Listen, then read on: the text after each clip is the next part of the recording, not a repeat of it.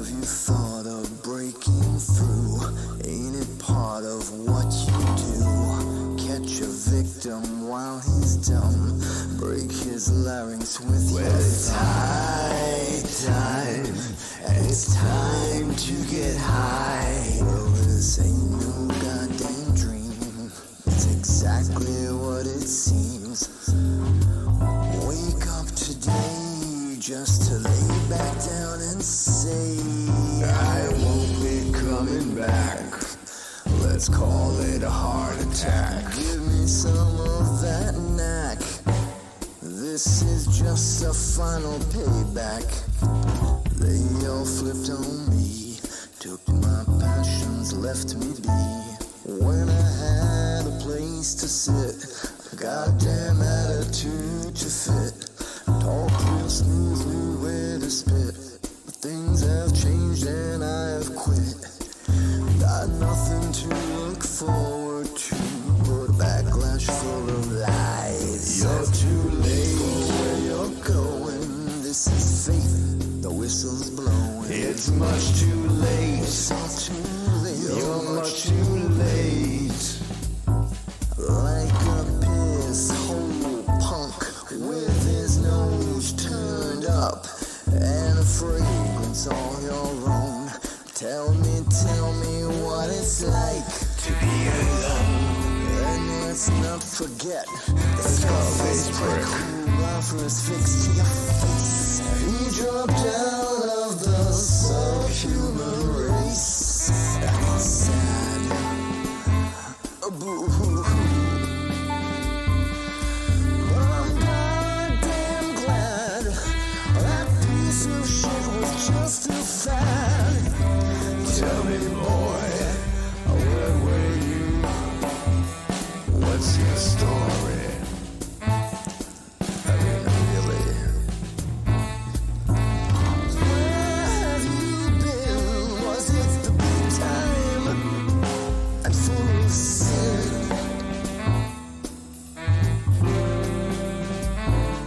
Tell me what you saw, the chasing dragons down the hall.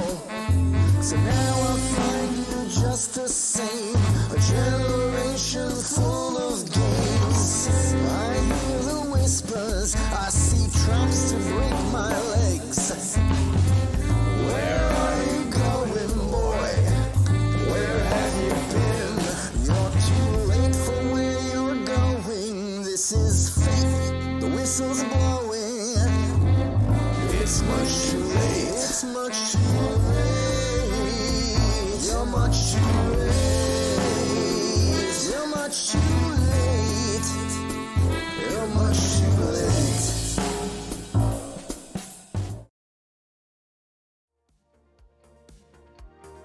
late. Ladies and gentlemen, it's Michael and Myke of the Michael Decon program.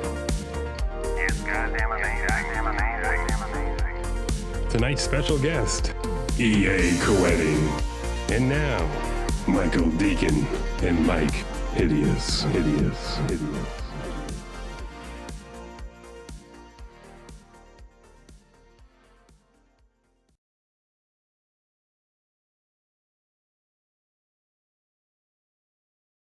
And welcome back, boys and girls, for yet again another special edition of the Michael Decon program. I look forward to once again serve you those sounds of salvation. And as you just heard from that drop, E.A. Koetting is in the house. Let's bring them all in.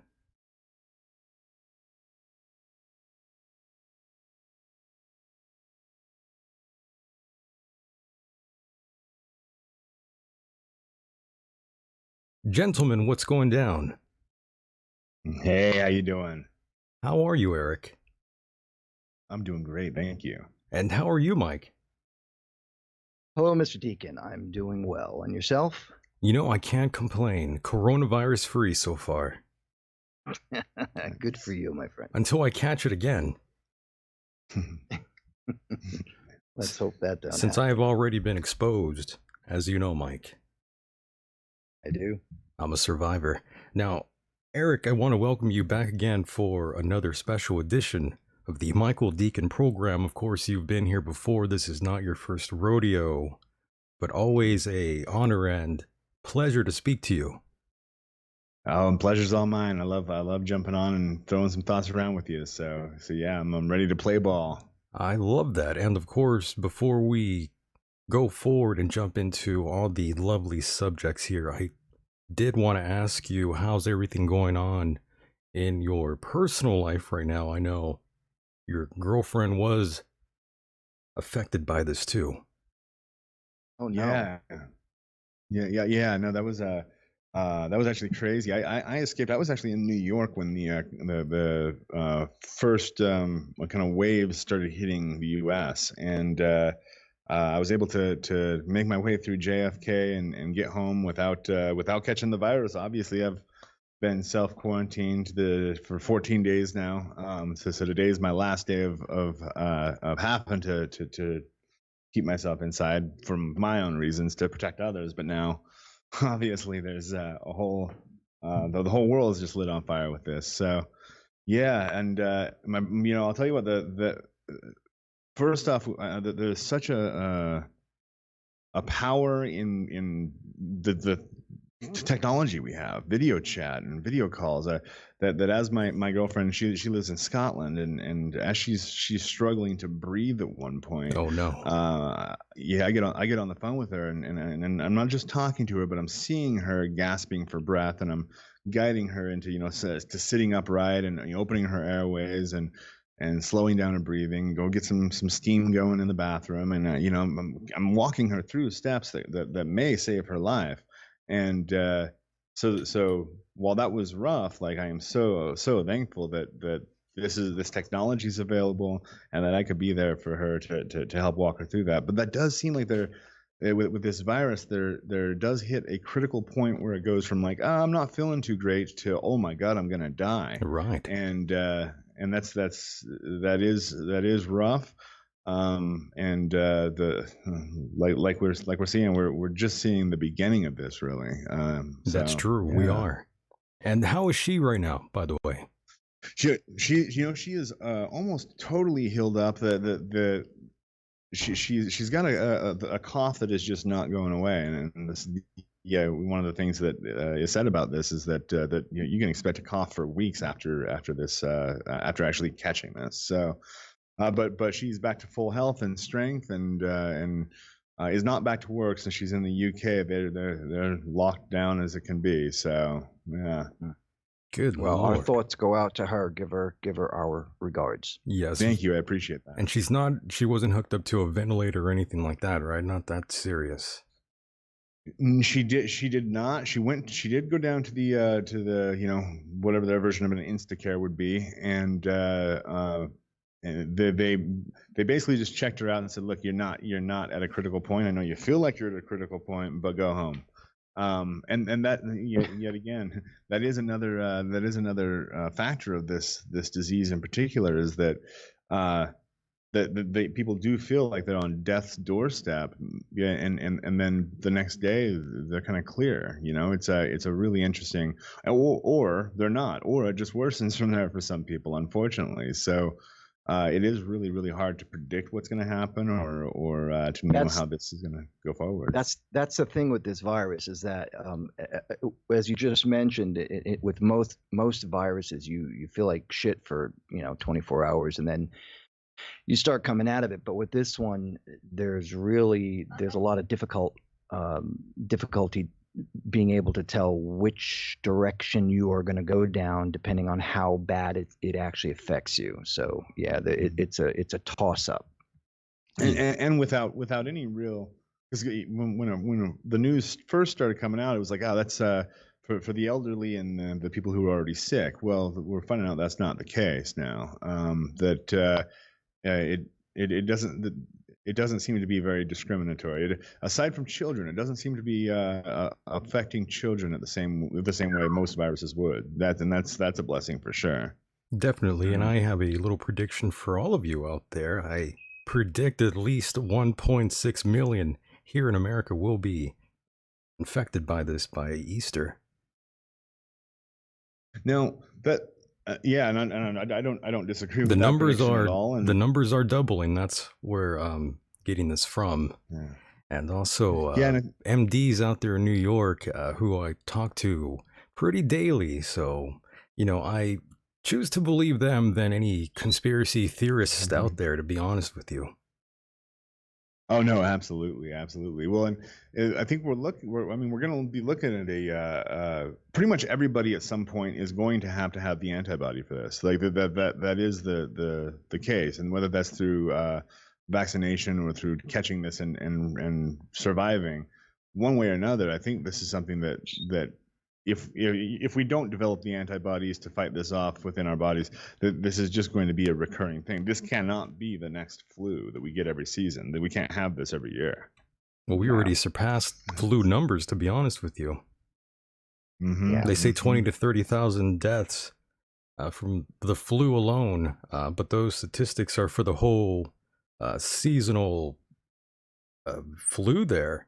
We already passed those numbers alone in America. So, these statistics that people throw around are fucking retarded. Yeah. They have nothing to do well, with this. I mean, this is very new. So, I see all these statistics people are throwing around, and I think, well, first of all, you don't know math, and you don't know what the fuck you're talking about. Yeah. That's the problem. Yeah, well, and what that is people are just they are trying to comfort themselves. That's what it is. In That's the face of uncertainty. Yes, that's pretty much what it is. And that's fine as long as you're comforting yourself isn't spreading false and dangerous information. I mean, I knew right away. I was told at JFK, just to assume that you are infected and quarantine yourself. Okay, cool. I did that. I've been ready for this since I was a kid. I've got MRE meals ready to eat. I've got boxes and boxes of those. I'm kind of sick of eating them at this point, but it's you really so here's the bitch about this is like self-quarantining and social distancing. This is absolutely necessary. But doesn't this have all of the trademarks of what a New World Order takeover could look like? Pretty much.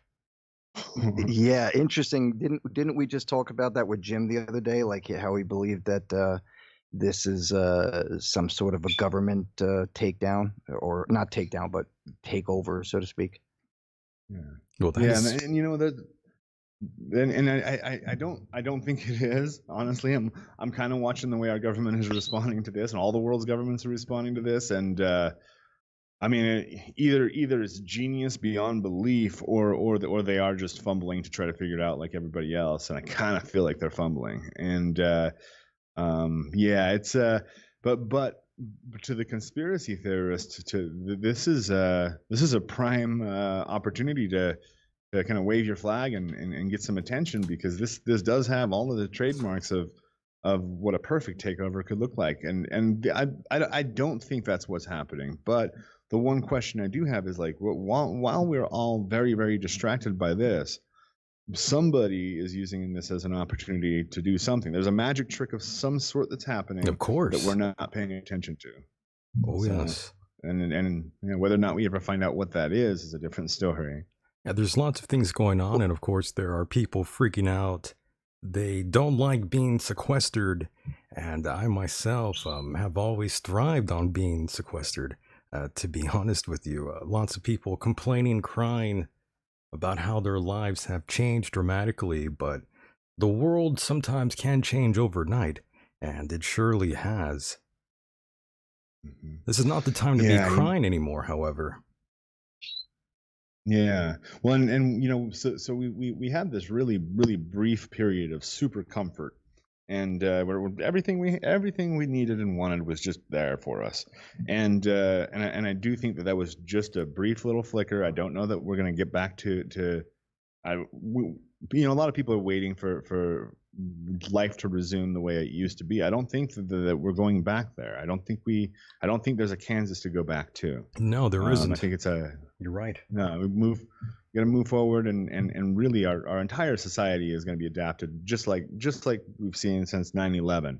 We can see all of the changes that we've had that have been forced upon us, and that we've also agreed to make. I don't mind going through a body scanner at this point at the airport. Just get me to my freaking airplane. Air travel is going to be a really touchy subject for a while too, and that's concerning. Well, I've got a girlfriend in Scotland. I Yeah. used to be able to just jump on a plane and see her whenever I wanted to. So I got to start making plans on getting her over here more permanently. Yeah, you're going to have to work on that. And of course, you brought up the JFK airport and you were there when all this went down. What was your experience like there? What exactly did they tell you? I'm curious. So it was actually it was a scary situation. I had had an Uber take me from my hotel to the airport, and the city itself, it looked like a ghost town. It was the creepiest New York City I've ever seen. And so we drive with no traffic, hit the airport, and it looked like a makeshift hospital in post-apocalyptia. It was everybody's in masks, and some people in full jumpsuits, like hazmat gear. Everybody's looking pale and crying and shaking and nervous, and the fear just in the airport itself was intense. It was palpable. And so what I did through the whole thing was I basically just started meditating, getting my mind focusing on this is what I do, is I focus on what I want rather than what I don't want. And so saw myself getting home, being able to see my daughter. I haven't seen her for 3 weeks now. I get her tomorrow. She's been Nice. safely with her mom, but I didn't want to risk infecting her. So yeah. But no, JFK was it was a glimpse of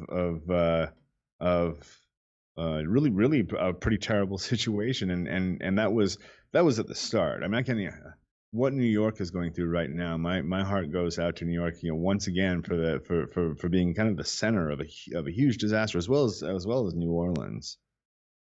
Remember this. LA as well. Remember this, Yeah. boys. 1.6 by Easter will be infected, and that's just in America. The numbers are doubling every day. Trust and believe. I'm not going to sugarcoat shit here for you. I'm not here to fear monger. I'm not here for any of that fucking shit. No, this is just the reality. And this is reality speaking to all of you out there. That's the grim Yeah, future. you know what? Well, and there is a grim aspect to it. There's also But I a lot thrive of in people- I thrive in the end times, though, and I'm sure you do too, Eric. Yeah. Well, yeah, but you can only thrive so much if a disease such as this is taking down humanity. Hazmat I suit, mean- Mike. Hazmat suit. Okay, be that as it may, you still have to think how this would. Let's just think apocalyptically, like in the future. Okay, we've all seen the movies. There's a war that knocks everybody out, or even who knows? It's just some kind of catastrophe that takes down humanity, and then you got your guys running around with AK-47s, MP-15s, and AR-15s, and pistols, and spears, and knives, and they're all out to get food, so on and so forth. But the fact is, not even possible when a virus like this is taking down humanity, and we can't figure out how to fix it. That's what I'm getting at, is that no matter what you got to survive, if this thing gets you, it's over. This is like The Walking Dead. It's out there.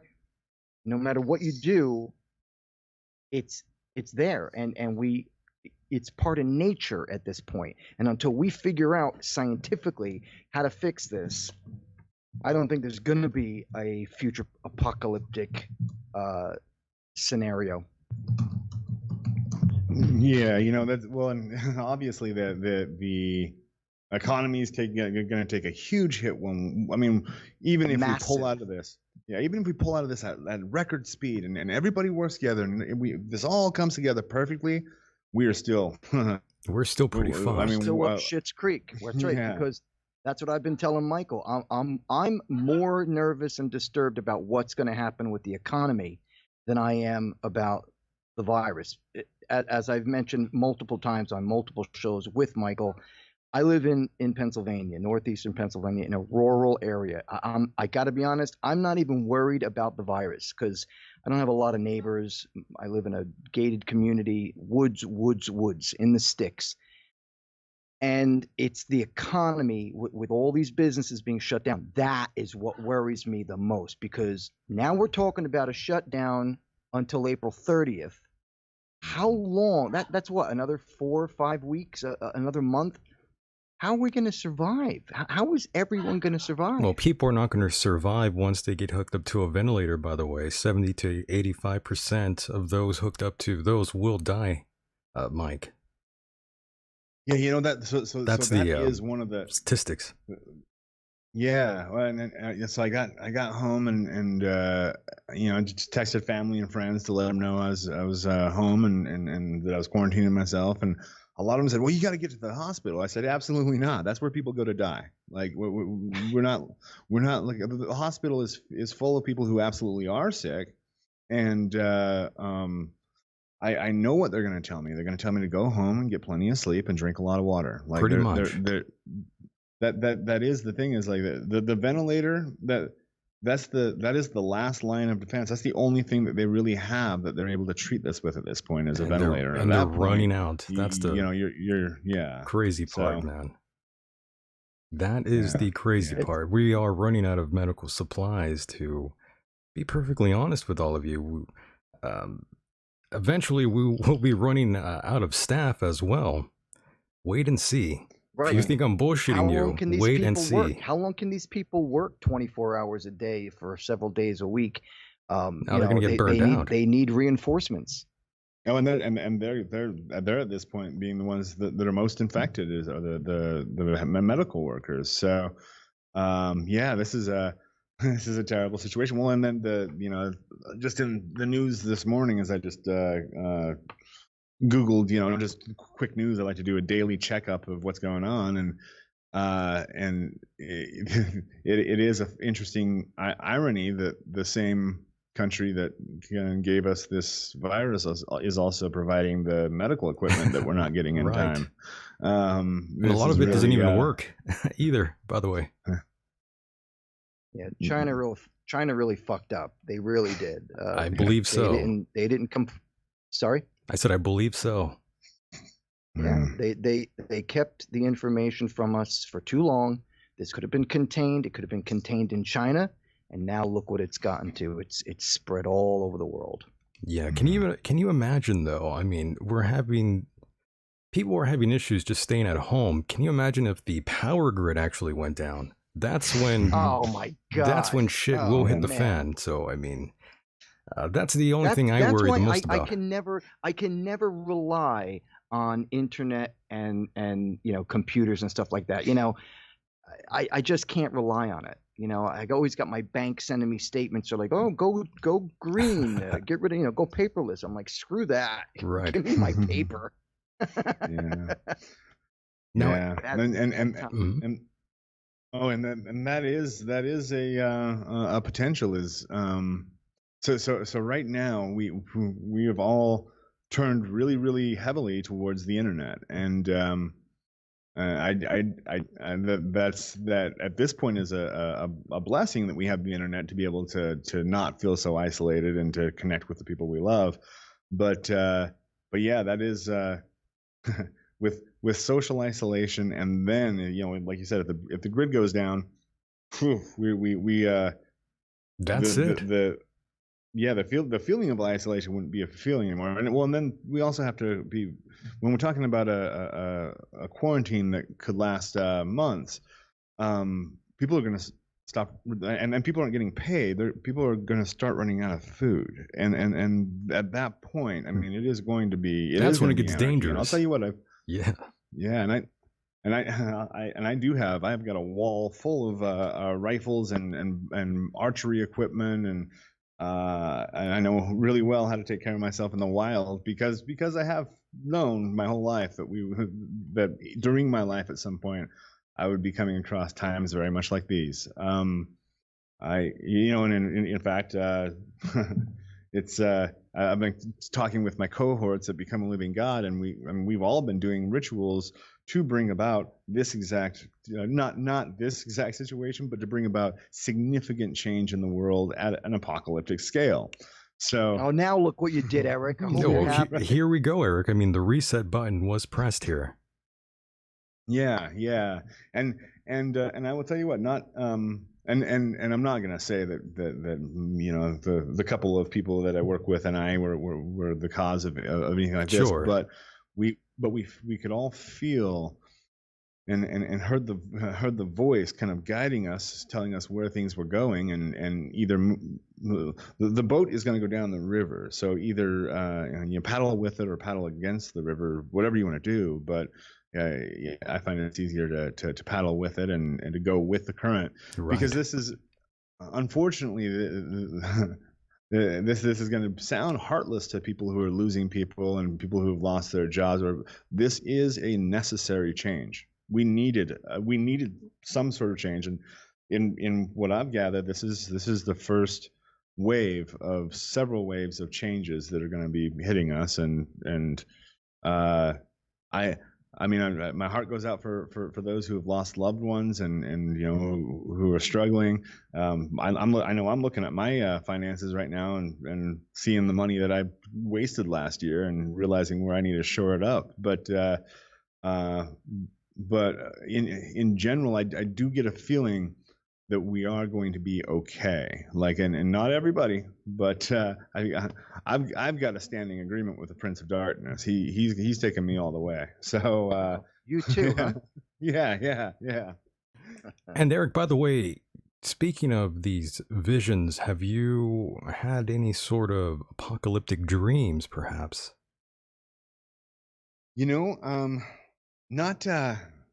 Not recently, but let me tell you what I did have.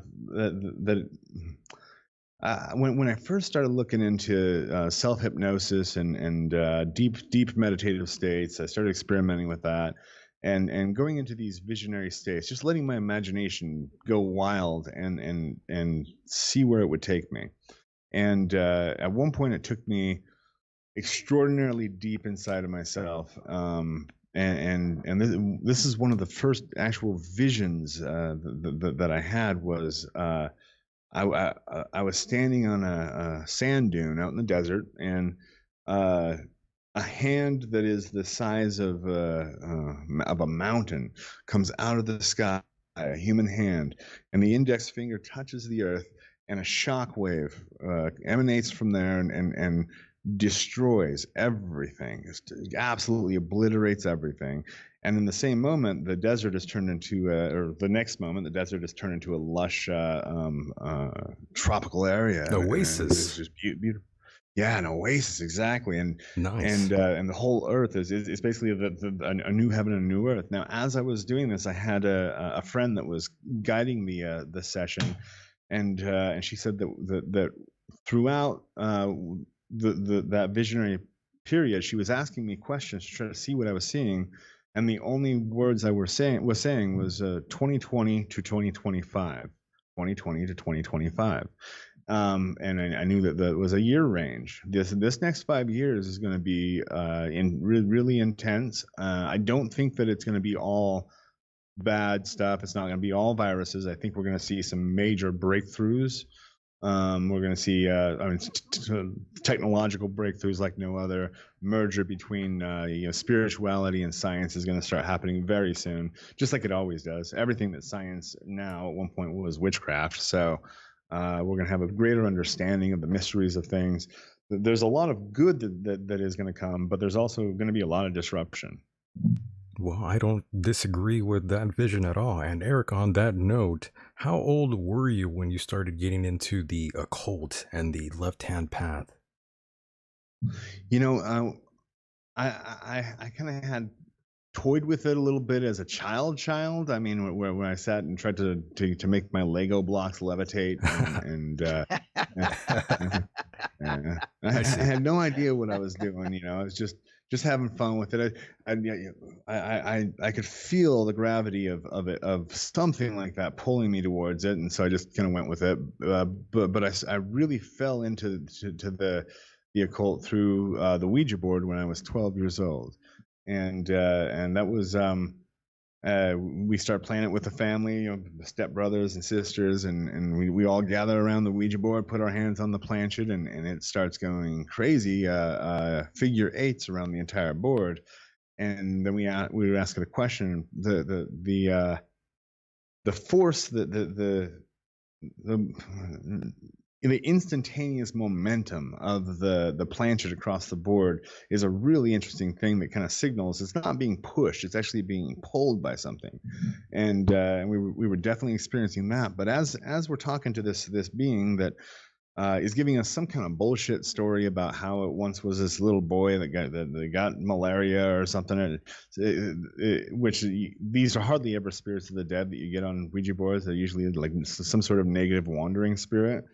I could feel the presence of that spirit that we were talking to. I could feel it in the corner of the room, and started communicating with it internally without really realizing even what I was doing. And so I quickly moved from the Ouija board to just, hey, there's a spirit over there, let me talk to it. And it was all just like an unfolding from there. Very interesting. And why exactly was it that you got into this to begin with, Eric? Well, so with 2020 hindsight, I look at it, and it seems like I was drawn to it. Well, okay, so there are a few different things I could point to. So one would be the obvious psychological. I was drawn to it for to try to reclaim lost power from early childhood. Just a sense of powerlessness of situations. I went through all kinds of horrific situations with foster families and such as a small child, and so I, especially as I got into my early teens, I just really had that feeling of like I have not had power in my life over much anything, and I need to find a way to get it, and I kind of just stumbled on witchcraft and started playing with a couple spells here and there, and started seeing this stuff actually works. It's in fact, it works just like a system. You just plug yourself into it, and it unfolds these amazing results. And so it did.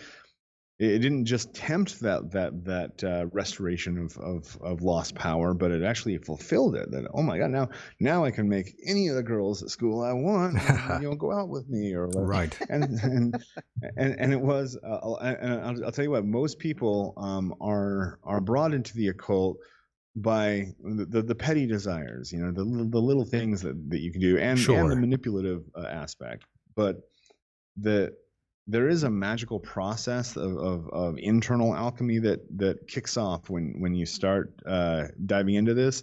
That process does unfold you. It actually is looking for your best side, and it's trying to bring that out. And in order to get to there, you've got to exorcise a lot of demons. And so there can be some kind of wobbles on the path of ascent. But yeah, so I started out with some of the more basic, just the petty desires, and seeing if I could make things work, and then pretty quickly it went from that to seeing this as something that can be applied to absolute spiritual fulfillment in just about every way. That it's not a faith-based system at all, that it's a system that you actually, like I said, plug yourself into. You have the result, you have this experience that you walk away from that should forever change you. Every ritual that you perform should shock and disturb you and make you question your reality so much that you walk away kind of shaking your head. And that is part of the point of it. People who find things like black magic to be disturbing, well, that's the point. And actually the doom and gloom type of visuals that people come up with for the occult is actually it's a bit of a hypnotic method that you see a skull and pentagrams and the whole imagery of it, and it performs an instantaneous hypnosis that people just instantaneously fall into a trance, and will usually just move away from it, like a snake. They don't want to get too close. But for those people like me that are, I guess, being called to this, that trance just draws you closer. So Right. it does. Yeah. So Eric, this resonated with you at a young age. I'm curious now, was there a single individual who maybe introduced you to these things, or was it just your own true will? Well, I've had what I call mentors in passing. Okay. Like for instance, the Ouija board was introduced by my stepbrother, and then I moved up to Washington State, and just some girl at a bus stop started feeding me information about Wicca, and through my life, I've basically always had the messengers that are ready with the message that I need right when I need it, and those have always been my greatest gurus. And I have joined a bunch of different groups and gone through a lot of different systems to learn how other people do things, but I've really been strangely guided every step of the way. So by strangers that'll just come into my life just to give me a message or a particular instruction, and then they're out. I see. And would you say this improved your life? Yeah. Oh, yes. Absolutely. Without a doubt. It did obviously create a different set of struggles that I maybe wasn't aware of. Right. Social struggles, family struggles. But as far as the magic interacting with me, it did nothing but really positive things. I mean, I absolutely misused and abused the power as I went through learning it, but that is part of it. But by and large, at the end of the day, I don't know how I would have made it through a lot of life situations, not only with having this spiritual system to turn to and fulfill me spiritually, but also the fact that magic does work, that when you perform a ritual, it does produce results. And so I've really tailored my life and been able to guide it exactly where I've needed it to go through magic. And so like even in the conversation about going forward into a potential apocalyptic situation, I have no concern. I know that I'm going to be all right. Because I have seen the miraculous happen, and when I say the miraculous, I mean sure the rearrangement of situations and circumstances, but more than that is the transformation that the individual goes through in the magical process. That you become something that's just a bit more than human. Understood. And of course, on a side note, I've been watching some of your YouTube videos, and you have a pretty popular YouTube channel, and I saw one of your last live streams, and you look very healthy, Eric. Thank you. It's you look a lot healthier. Not on accident. Yeah, you look a lot healthier, man, to be honest with you. I wasn't going to bring this shit up, but you look a lot better than you did the last time we talked, I have to say. Yeah. No, good. Thank you. That has definitely been on purpose. This last 6 months has been something kicked into gear last September, October, where a switch flipped, not just in me, but I could feel it in the world. That something shifted, and it was time for me to get really serious. And so I buckled down on basically looking at every aspect of my life and my being and saying, okay, how can I take everything to the next level? And that is something that one of the things I absolutely needed to find out for myself is that indeed, no matter where you're at, there is a next level of your own greatness, a next level of your unfolding. And so if you ever stop and go, I made it, I'm good. Well, just wait, because there's more. Life is always giving you what you need to level up. So I took a lot of I took the opportunity that was given to me of knowing that there were some shifts coming to double down on myself, to bring my body where it needed to be, and to rid my life of any vampiric anything, people, friends that aren't really friends, and whatever, anything that was an obstacle to my growth or that stood in the way of my happiness. I just had to remove from my life.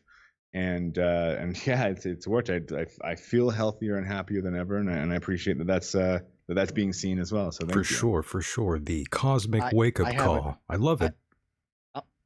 Go ahead. Sorry, Michael. Go I ahead, don't mean Mike. to Jump in interrupt there. you. I have a very important question I have to ask Eric. Yeah. It's a two-part question. So after you answer the first part, I need a follow-up. Okay. Do you believe, since you have your faith in dark arts, do you believe in a god in opposition to those black arts? In this case, a Christian god or Muslim god or Yahweh in Judaism. Do you believe in any of that? Yes. You do. Okay. Yeah. So the gods of Judaism, Christianity, honestly, in my opinion, these are just minor. These are minor characters in the big scheme of things. There is a force that's called the Demiurge that's basically it's the pretend god. So there is a source, essential source of all things. The way I see it is very much like you see with anything from a cell to a solar system, where you have a central point of a sphere of light that emanates this light, and as the light travels further away from the source, it becomes more dense, and until it becomes as dense as physical matter. And so that's kind of the true nature of reality as I see it. But then you have this being or this force that stepped in and said, now that everything is set up, it needs to be kept under tight control. And that Demiurge force has manifested as like the Yahweh or Jehovah characters that are the rule makers and the ones keeping things in control. You do realize that there are like billions of people who would challenge you on that statement. Yeah, I'm sure there are. Yeah, I'm sure there are. You and me both. Yeah. So my follow-up question to all this is, if you believe, like you say you do, in there being two powers, so to speak, for lack of a better term, two entities, a positive and or a negative, do you believe that when those who are inspired by religion such as Christianity, Judaism, or Islam, or anything like that, that when they pray, their praying can assist them just as if your thoughts and meditation for black magic help you? You said magic had helped you a moment ago. So I was curious, how do you think when a religious person, says, I pray every day, or I go to church and I pray and it helps me, do you believe that as well? Yeah, absolutely. So the main difference between the two would be that I've looked at the prayers and the ceremonies and meditations of all world religions that I can come across, and I've extracted the principles behind them. So what actually makes this work? And it's not necessarily that the God is hearing your request and is answering. Actually, what it is that the God that you're praying to becomes it's like an externalization of your own God self, your own God force.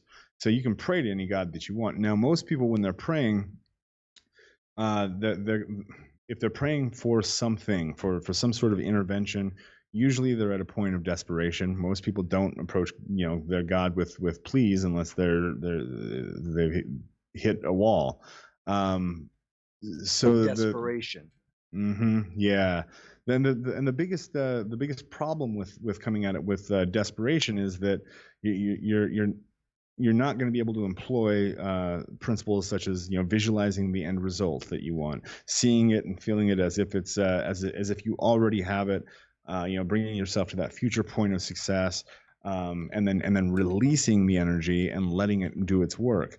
Those are principles that if just those three things were brought into prayer, your prayers would be 10 times stronger and would actually produce results.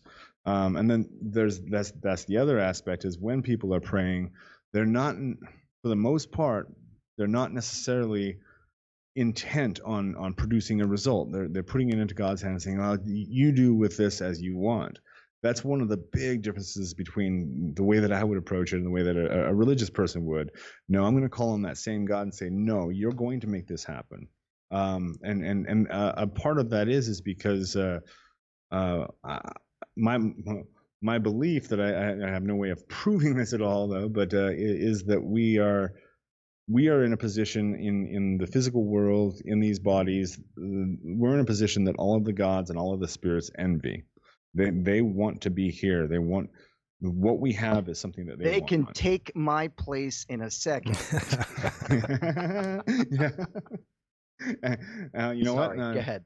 Yeah, and that is. I feel the same way, and so I give them. I let them come through and come through my body, come through my temple, and bring them into this world, because they can do some amazing things. But yeah, so the power of prayer, it can be really, really harnessed if you just put a couple little elements of what's been put out there with like law of attraction type of stuff. That they're onto the same truths, but it's like the prayer just needs to be tweaked just a bit to make it an actual powerful tool. So, the reason I bring this up is we had a guest on last Saturday who was a Catholic and thoroughly believes that he is part of a chosen few who believe in Jesus Christ, and that the end times are coming. Like, we haven't heard that 1,000 times before. Right. And that when the time comes, only his belief is going to be, quote unquote, saved, as he said it.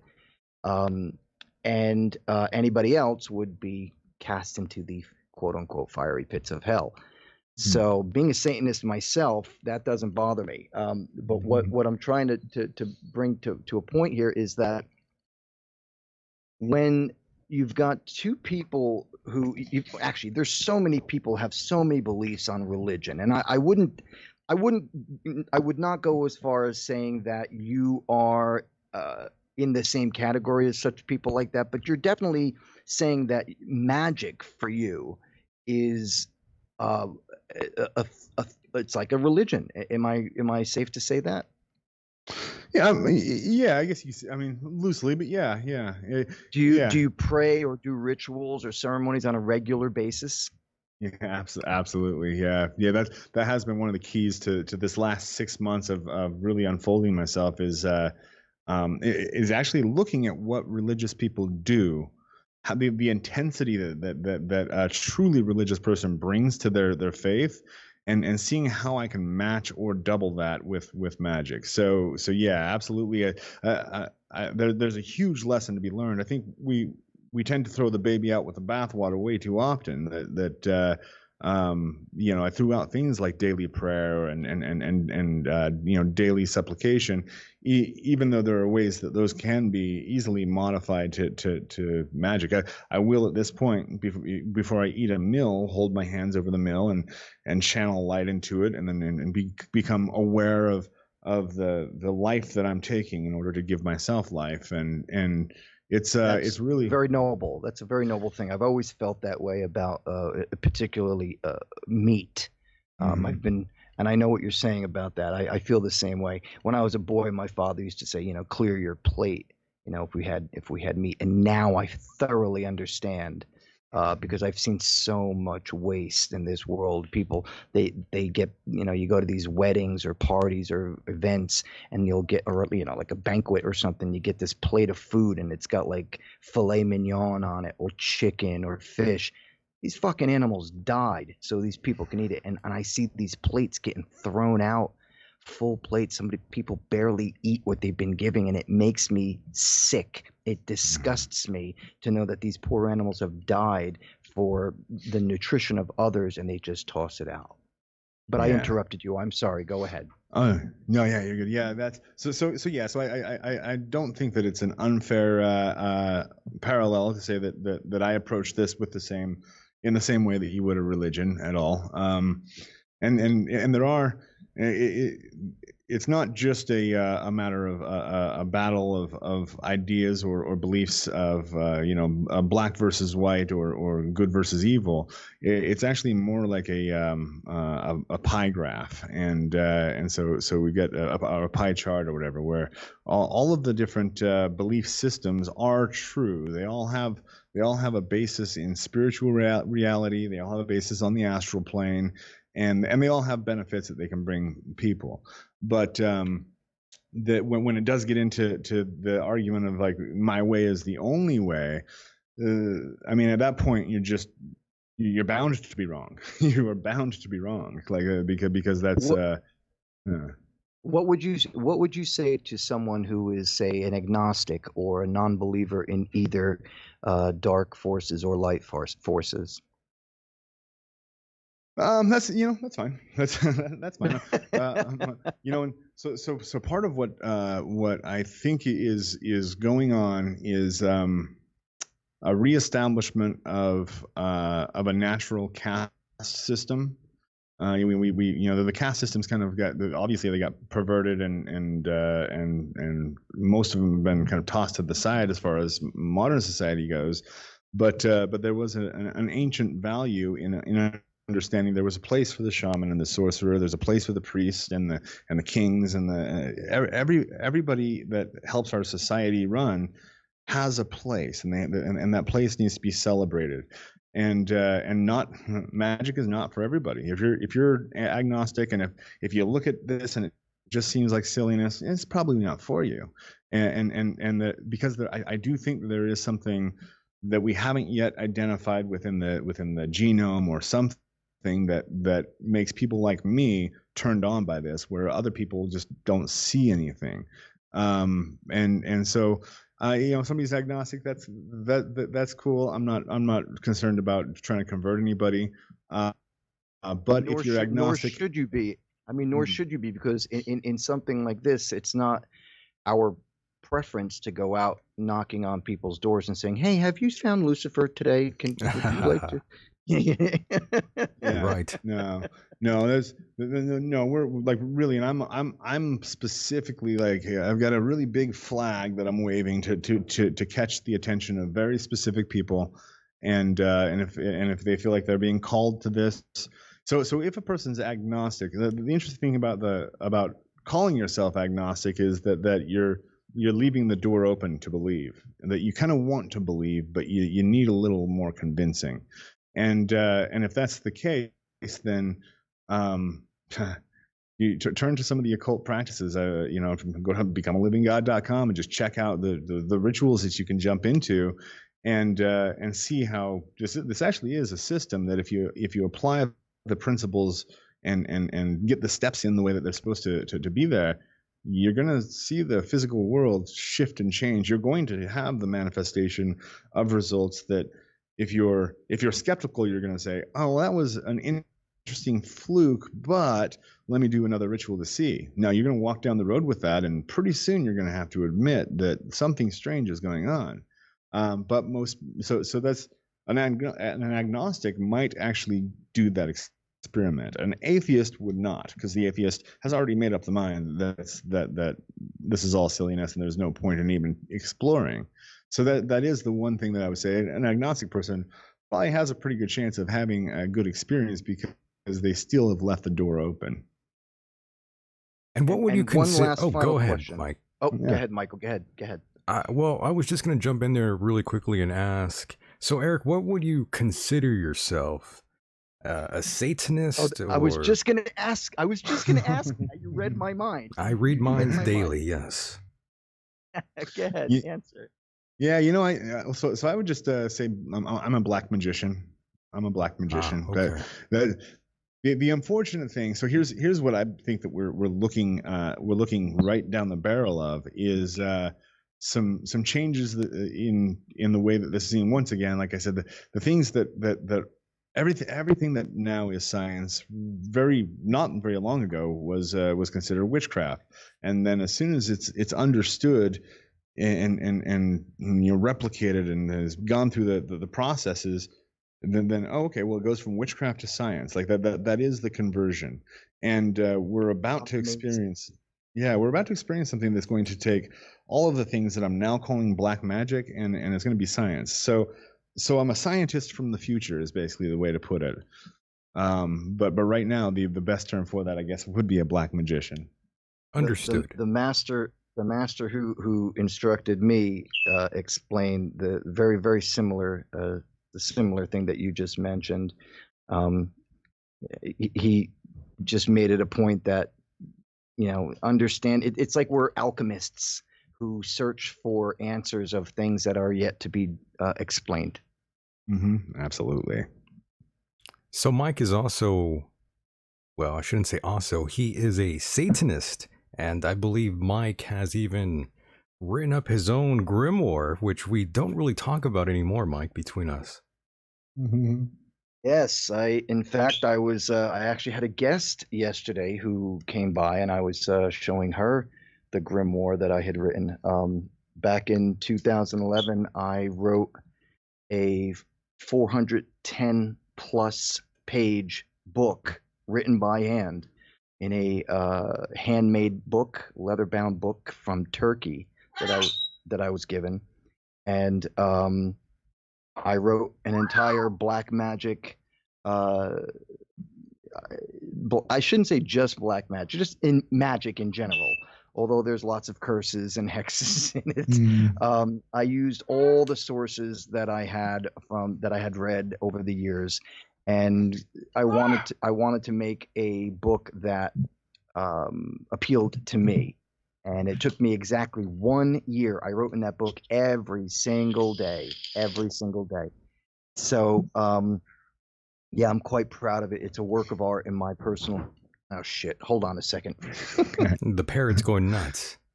Yeah, I could hear him back there wanting to jump in on the conversation. Yeah, he jumps in here every now and then. He likes to get on the mic whenever he can. Yeah, it's a nice little bird. But yeah,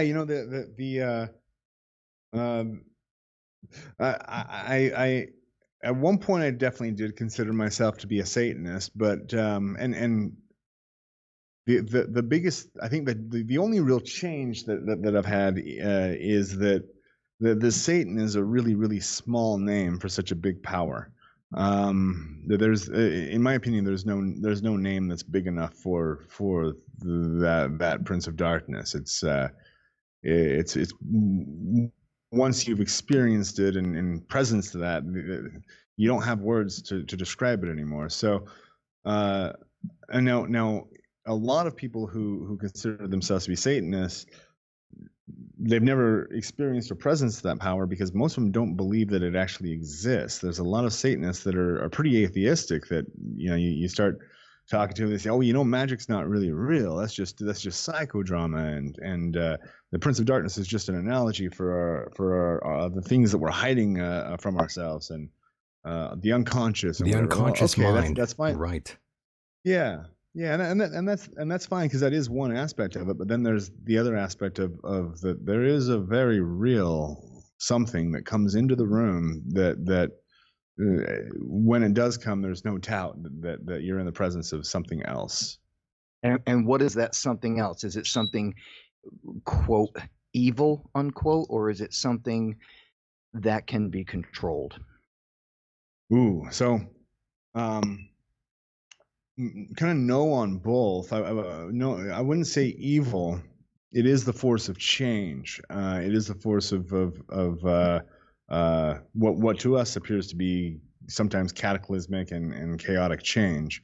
But it is that doesn't necessarily mean it's evil. It serves its function for sure. That is the interplay. And we see this in one of the most ancient mythologies that comes from Persia, that was developed it was developed into Zoroastrianism, but derived from all of these Gnostic schools, and the idea is that you have the Lord of Light and the Lord of Darkness, and they are equal in power, and nothing can be created without both of them adding into the pot, because That's a good analogy. yeah, because the Lord of Light would just create light, and it would have no form. There would be no it would just be, it would be nothing but light versus nothing but darkness. But you put the two together, they start to mingle in really interesting ways, and so it is actually between the collision between darkness and light that creates this spark of fire that is divine, that can be used to create. So but in the moment of presencing that Lord of Darkness, or the powers of darkness entering into the room, it does feel evil. It feels terrifying. It feels like you're a very small thing that's about to get eaten. But do we as practitioners of black magic or magic itself have reason to fear such entities?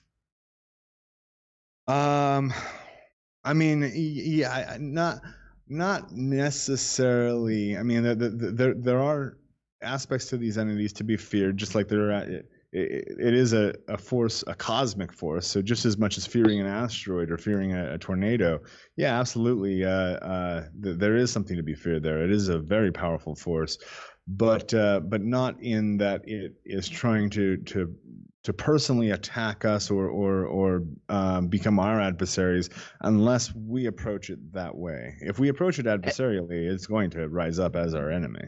Well, here's where I need to contradict you on that, because if you've read anything about Aleister Crowley, and the things that he wrote with what was the guy's name, Mathers, when they wrote the Goetia back in, what was it, the early 20th century. Yeah. The Goetia, there are images that Crowley wrote, or drew, I should say, in his fixed trance of when he went through the 72 different demons that were supposedly showing themselves to him. And if you look at the old grimoires and you read the descriptions of all these demons, each one has a description. This one will show you treasures. This one will tell you secrets. This one will help you find lost items. This one will lead you to riches, so on and so forth. So I guess what I'm trying to say is allegedly each one of these entities that we call upon can have a certain what am I looking to say here? They have a certain character, if you will, or a purpose. Where and for the most part, I've always been told or read about these demonic entities as being, plain and simply, demonic. Mm-hmm. Yeah, and so if you're looking through a book like the Goetia, actually most grimoires, there are like a handful of grimoires that derive from that Solomonic source, that are said to be the demons that were trapped by Solomon.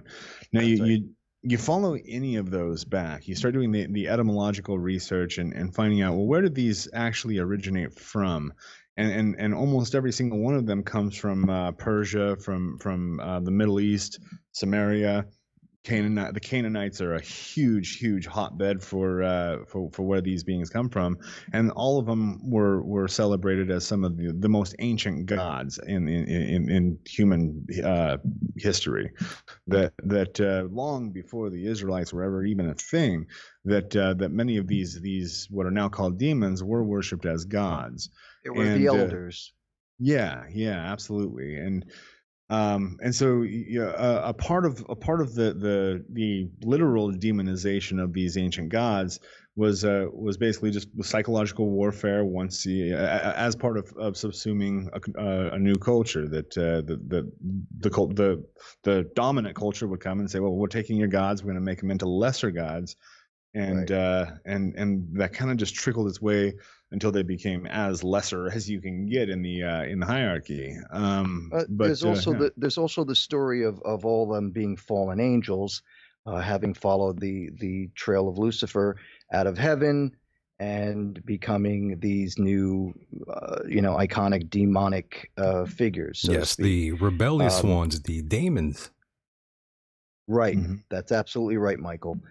I have to say, for me personally, I began to be pulled away from the old grimoires because I found them to be associated so much with the Christian religion. Like every time I read a grimoire, it was always it was people who were calling to these entities and looking for something that they could get from them. Let's just say, for argument's sake, they were looking to win a war, so they would contact a demon and say, "Help me in this war."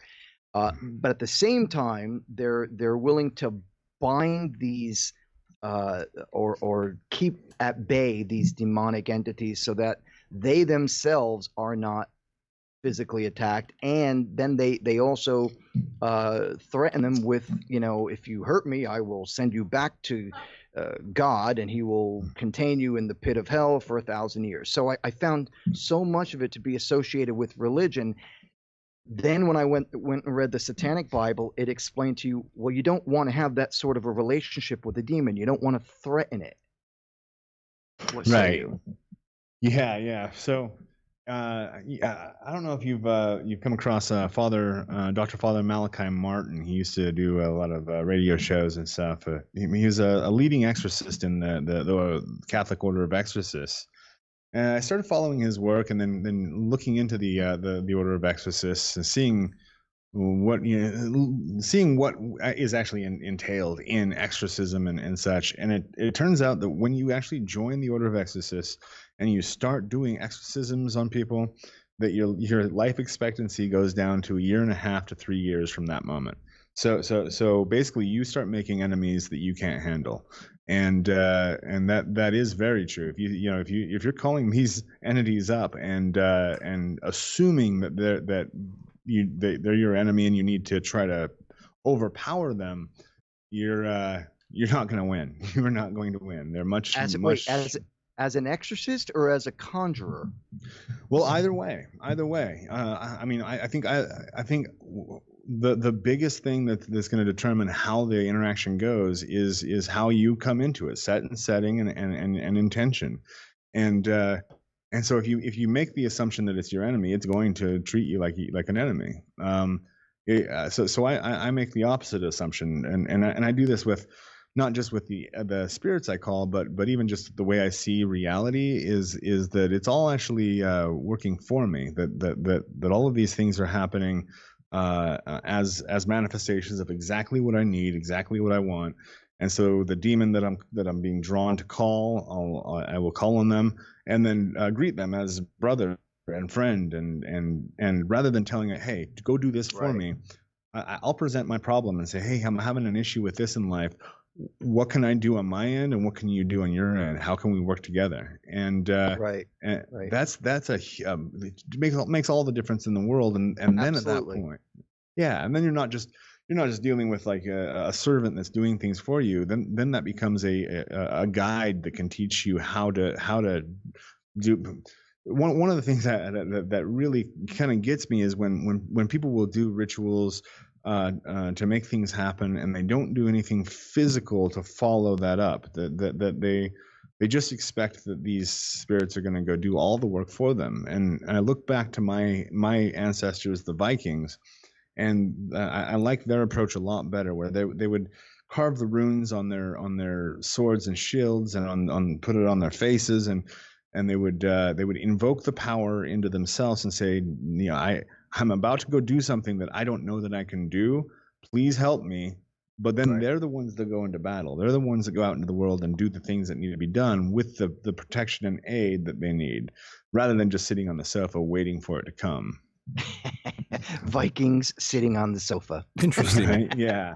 And Eric, by the way, have you ever seen any physical entity yourself during your conjuring here? Yeah, I have absolutely seen. Well, and In a physical yeah, sense. yes, yeah. Absolutely. That there's an interesting crossover that happens where your vision, all of your senses do kind of fade from this world to the next and back and forth. But then, if you're using that during the process of evocation, I have I have definitely well. So first, I've had manifestations, materializations of spirits that I've seen in front of me with my eyes, and that just seeing them wasn't enough for me. I've reached my hand outside of the circle to shake hands with some of these spirits, and I've felt a physical hand grab mine. I had a friend that tried this and got pulled out of the circle, and it took the remaining three of us that were in this ritual to grab him and pull him back in, and he was being pulled by something we couldn't see, but we could see it as a shadow in the darkness is all it was, but it had it had the strength that it needed to pull a full grown man out of a circle, and so yeah, it's I've also had really crazy experiences of speaking with specifically high level spirits like Lucifer and Azazel, receiving a message from them and then having that exact same message usually shouted to me by a homeless person that I pass on the street the next day. Wow. That's pretty weird. So, That is so Exorcist. Yeah, it's pretty strange. Yeah. Yeah, I'm just very And curious about that. By the way, go ahead. And that does happen quite a bit more often than you might think, and something that I've verified with other black magicians is around the world is that the answers that you get from the spirits are what the thing that they tell you is going to be validated in some way. Someone else is going to tell you that. You're going to see it in a newspaper, whatever. That you'll have almost like signs that you'll see everywhere that start validating that same bit of information. Interesting. I've had a few. Not that I want to get into everything I've gone into, but I have had a few instances where I've actually seen shadows, and this wasn't here where I live now, but my former home, which was in Kearney, New Jersey, and it was on the night that I made a pact, and I kept seeing shadows in my room. It was the strangest thing. In addition to that, I've been in situations where I've actually my curse or my spell came true, and like I'm standing there and like someone says something and it is a reference to what I was trying to make happen, and they're saying it's happening. I've got this big grin on my face and I'm not saying anything, but I'm like, wow, this just happened, you know? Yeah. No, so when in my early days of black magic, because I fiddled with the Wicca for a minute and then the light stuff, and I got bored with that pretty quick. Yeah, me too. Yeah, and really baneful magic was the draw. It was especially where I was coming from a place of perceived lost power. I was like, well, now that I've been hurt, and so now I have full reign to hurt anybody that I want. And it was my thought at the time. And so, right, I had a girl that was a friend of mine that was she was doing everything she could to stand in my way with everything.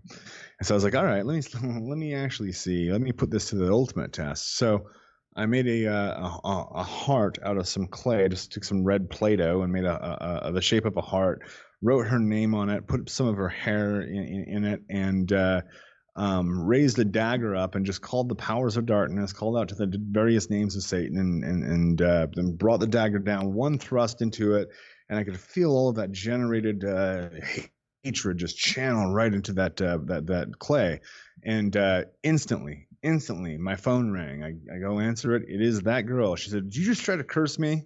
Wow. Said, well, no. What are you talking about? She's No, like, not me. yeah. She said I could feel she said I felt like a knife in my heart, and I'm like, are you serious now?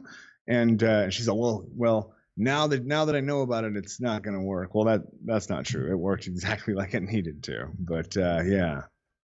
Interesting. And have you ever tried Interesting as well. contacting someone like Bereath? I know Crowley used to speak of that. I got that right. Yeah. I think Bereath is from the Goetia or from one of the Solomonic deals at all, but once again comes from Canaanite.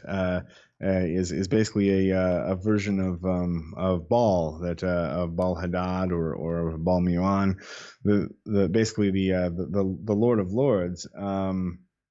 And yeah, I'm honestly not sure if I've actually called on Bereath or if I had reason to, but I have called on Baal and a lot of the kind of similar family of spirits for sure. Interesting.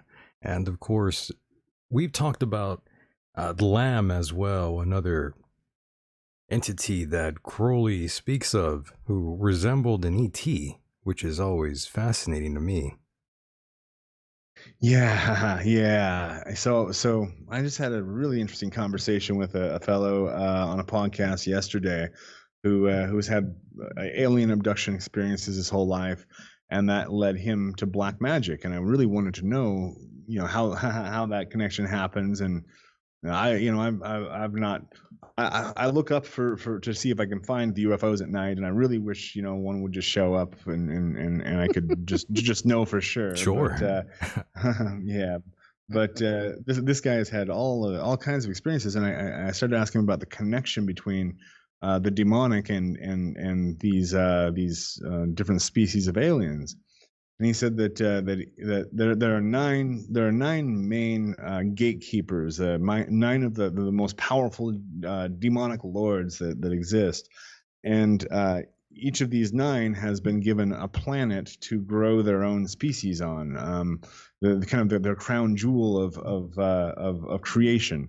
And Azazel is kind of the lord over this earth. And there are other planets out there that this fellow claims to have visited and have swapped bodies with people on these planets to experience that. And so there is a really interesting connection between all of this and aliens that I'm still kind of fleshing out.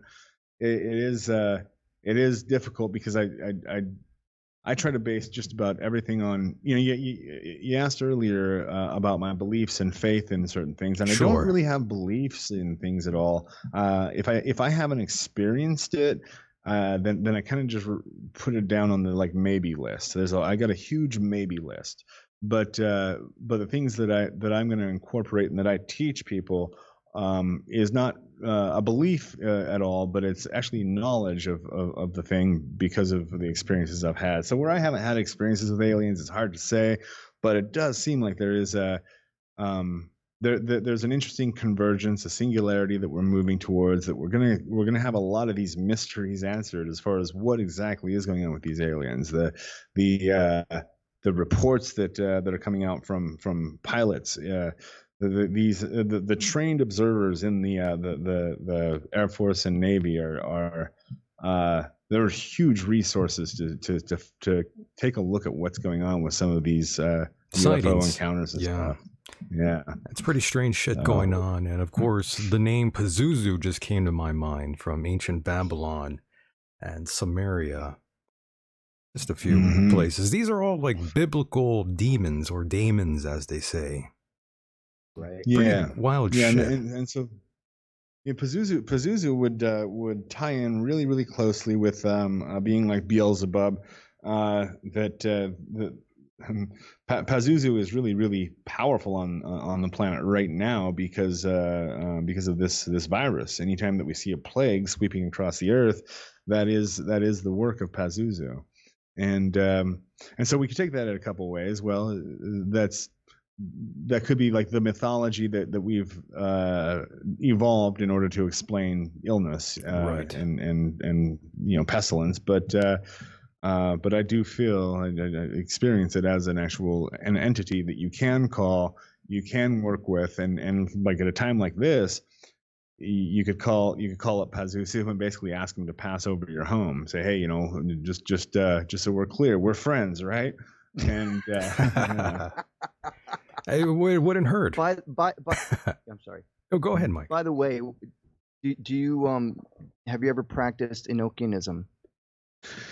Yeah, I have, and it's first off, the Enochian Keys seem to work really, really well. These are 19 keys that are given at the end of the Satanic Bible, and they're also included in a lot of different works. But they're in this Enochian language, that's supposedly the angelic language, and it does.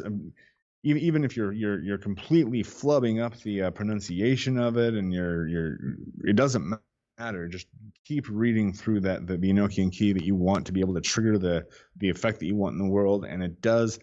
It has spooky fast results, really powerful results. But this is allegedly angel magic, right? I mean, allegedly. I think once you start dealing with the entities that these different calls and these different signs will bring forth, most people are pretty convinced these are not angels as we think of them, and I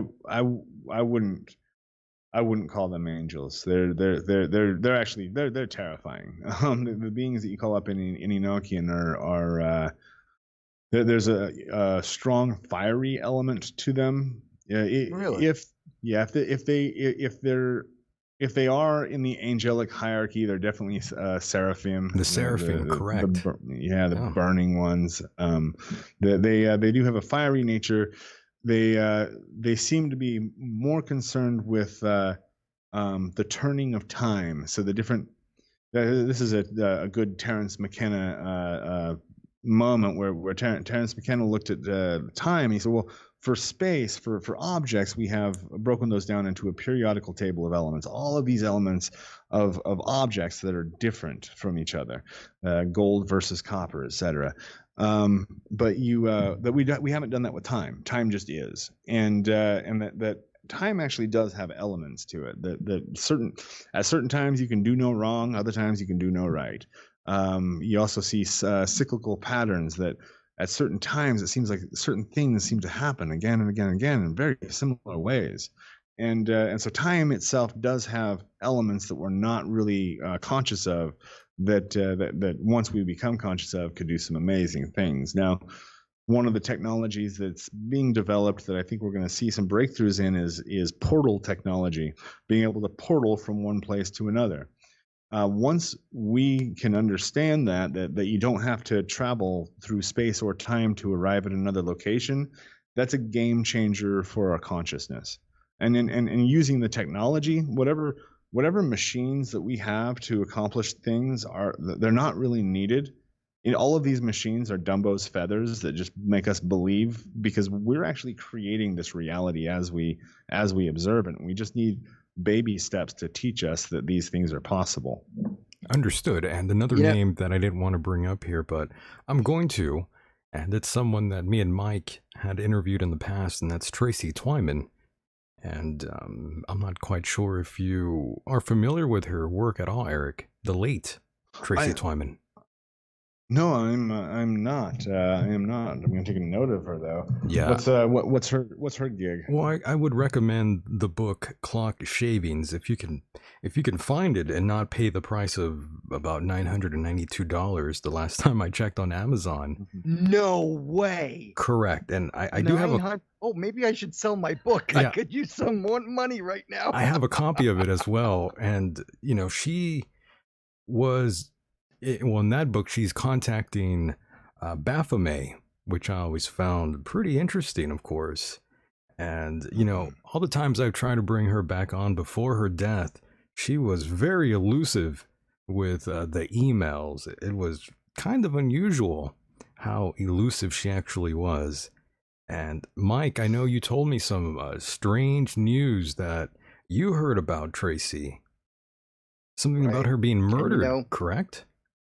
Yeah, and you know what? I never followed through with contacting the person who brought me that information. But now that you've reminded me, I'm writing it down. Yeah, please do. on that note, I have to bring this up. Go ahead. You mentioned, Eric, you mentioned the Enochian Keys in the Satanic Bible. Michael and I had interviewed Dr. Michael Aquino, the the head of high priest of the Temple of Set, and the former right-hand man of Dr. Anton LaVey of the Satanic Church. And he had said to us outright, he said, when Dr. LaVey put the Enochian Keys in the back of the Satanic Bible, he did so knowing that they really had no, they were not appropriate, and they really had nothing to do with the Satanic Bible or anything that was satanic in that sense. Now, this is the word of Michael Aquino. Now, he is, I don't know if you've ever heard this guy speak, but he is a genius. He was, Eric was actually here. Actually got to, yeah. I got the pleasure of being able to be on a show with him, and that was amazing because I've followed Aquino's work. Ever since I started following anybody's work, he was one of the first. So, absolutely, and the placement. So what do you say to something like that? He said outright that the Enochian Keys in the Satanic Bible mean nothing. Well, so it's not that they mean nothing. So if you look at the actual original Enochian that was channeled by Dee and Kelly. There were only a couple changes that were made, mainly in the God name. So rather than calling upon the name of various Christian or Judaic gods, that was just changed to Satan. And so that's really the only major adjustment that was made to it. But as far as whether or not the keys belonged in the Satanic Bible, they themselves are not satanic, so. An interesting part of that is that I wonder if that was a form of blasphemy that he was entwining into that we're going to take these keys. Now, one of the secret interesting knowings, point, by the way. Interesting. Yeah. Point. One of the secret knowings of the 19 keys is that if you work them in succession. So if you start with the first and work to the 19th, and do it all in one sitting, that itself is going to evoke the apocalypse. And whether that's the apocalypse on a global scale or for our own personal apocalypse, whatever that might mean to us, it is meant to stimulate the apocalypse. And so the fact that he put those in there, I'm not going to say it's accidental, and it definitely was not. Whimsically, it wasn't just put on there on a whim.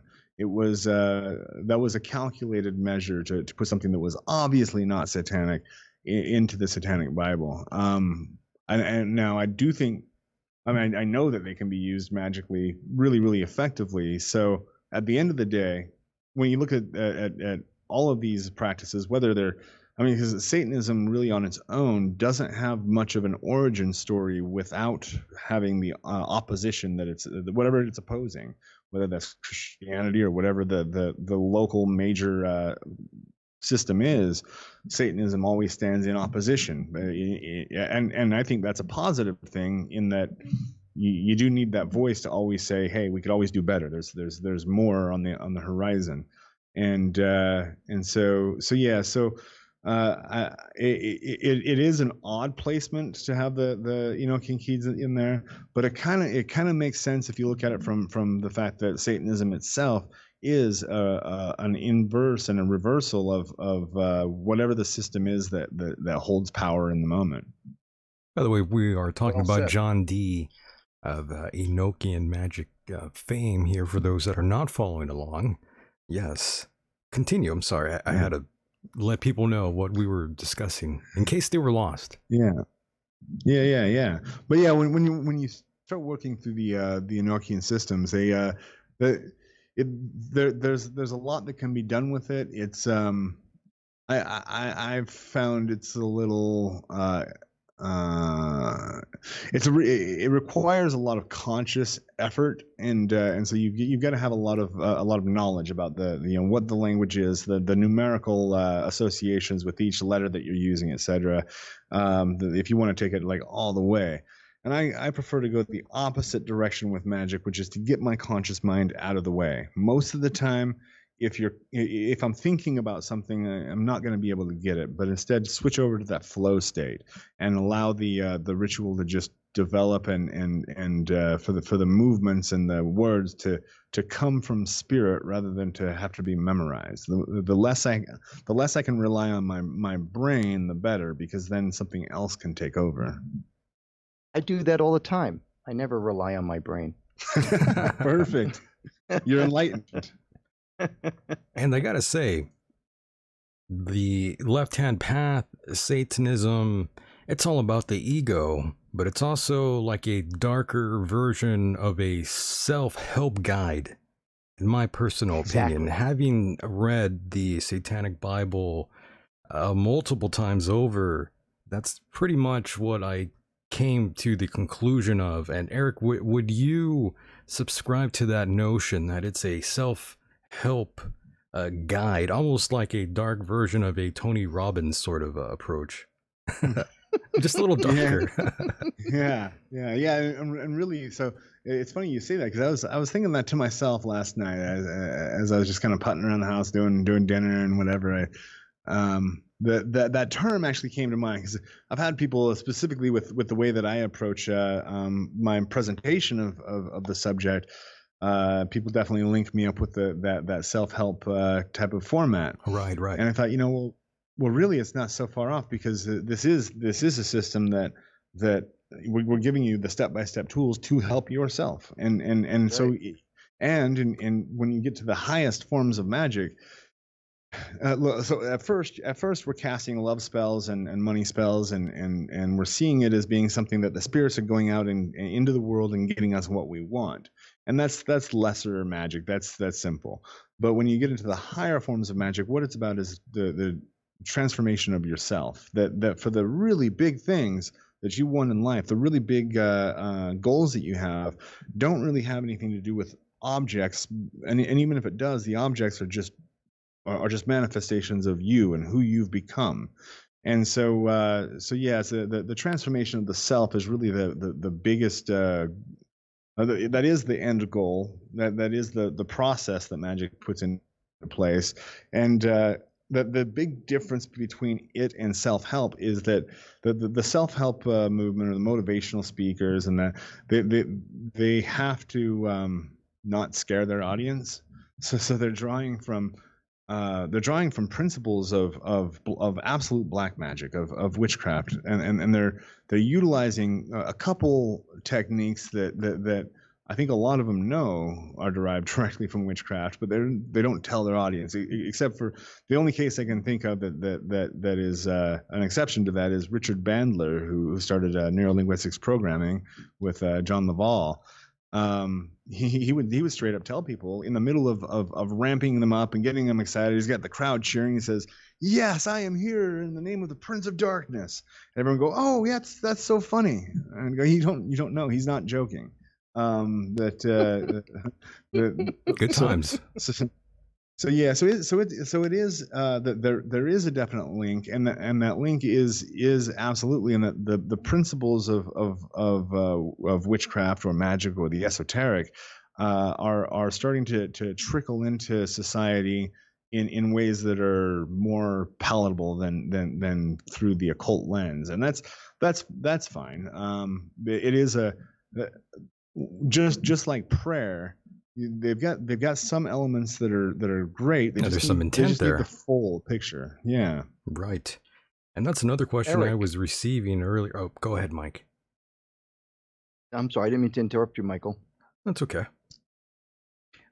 Eric, when we were speaking before the show, you mentioned the awakening. You want to elaborate on that and sort of just talk about that and explain to people what it means? Yeah. So okay.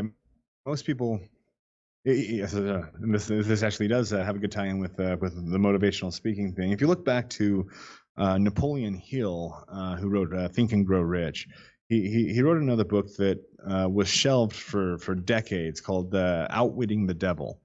And in this book, he basically has a conversation with the devil. Whether it's in his imagination or not is to be speculated on. But he has this conversation with the devil and asks the devil, how do you get people to destroy themselves? We're seeing people destroying themselves with alcoholism and this and that and the other. How do you actually get people to do it? So the devil walks him step by step through all of the ways that you can snare people and keep them away from their greatest potential. And what it comes down to is what he calls being in the drift. That you're driving your car on ice or snow and you're just drifting. You're not really steering at all. You don't even have control. You're just hoping you don't die. That's where most people are living their lives, are in the drift. They're not steering. They're just hoping to make it through the day. Deer in the headlights, as I like to call them. Yeah, exactly. Lights are on, but no one's home. Yeah, that's the optimal place for self-destruction. I mean, you got no plan, and even if you did, you have no way to execute it. And so, when I'm talking about awakening and being, waking up, is when you come to that realization and go, wait a minute, there are things that I need to do on every level, spiritually, emotionally, psychologically, physically, to get my life where it needs to be. And then you start taking charge of it and start understanding that there is a web of interconnectivity that binds all of these things together. And so that in general is the awakening to the realization that we are in control much more than we thought of our situation. And that can be expanded to extreme degrees. Now, most people are not there. We had a couple of events in July. I don't remember the exact day, but in July of 1999, there was a huge shift, and this was predicted by Nostradamus. Nostradamus, a lot of the predictions are hard to figure out what he's saying. What he's saying is going to happen. A lot of people would filter it through the alien lens or the occult lens or whatever. But I just kind of looked at that date and I could feel the shift. I could sense that something had shifted, and that was one of the first major awakenings. And then we started seeing since 1999 a huge influx of interest in the occult. All of a sudden, the New Age just pops off. Not to interrupt you, but I got to bring up back then a friend of mine, a good friend of mine, Mark, and I would constantly talk about Nostradamus, and I read 2 books on him. And the thing is that Nostradamus had predicted, according to his quatrains, that when the year 2000 came, there was going to be a great war from a mad dog from the Middle East. And that there was going to be, after the war, there was supposed to be 1,000 years of peace and light. And, there are many people who say that he predicted 9/11. There are many people that say that he predicted Saddam Hussein or Obama. What's his name? Bin Osama. Laden. Yeah. Right.